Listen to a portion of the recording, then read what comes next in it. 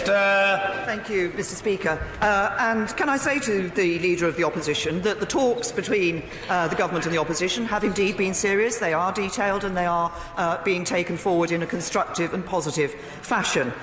We did, of course, offer talks at an earlier stage than very recently, but I'm pleased that we are now able to sit down in this way. He raised the issue about the European parliamentary elections. Of course, had members in this House voted with a majority to agree the withdrawal agreement on the 29th of March, we would have guaranteed leaving on the 22nd of May and not holding the European parliamentary elections. At the time, obviously, the right honourable gentleman didn't feel able to support a deal to enable us not to hold those European parliamentary elections. It is still possible to do so, and we will continue to work on that.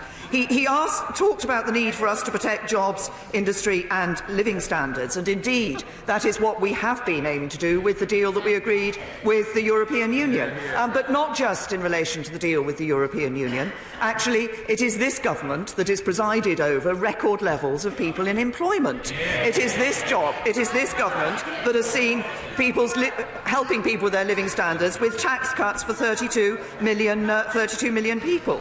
He talked about the future relationship and the need to entrench aspects of the future relationship. Of course, the government did on the 29th of March say that we would accept the amendment that was put down on the order paper by the honourable member for Stoke-on-Trent Central, which would require Parliament to have that role in looking at the future relationship and the negotiating objectives for the future.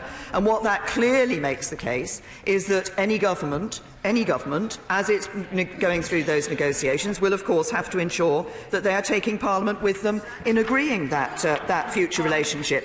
And on the issue of coming together in an agreement, the point is very simple. I'm not prepared just to accept Labour's policies. The Labour Party isn't prepared just to accept our policies. As the honourable gentleman, the member for Holborn and St Pancras, has said, this takes compromise on both sides, and that's what we're doing, sitting down seriously to find a way that enables this House to ensure that there is a deal that commands a majority, so we can leave the European Union, fulfil the vote of the British people in 2016 in the referendum, and do so in a way that does indeed protect jobs and living standards and industry.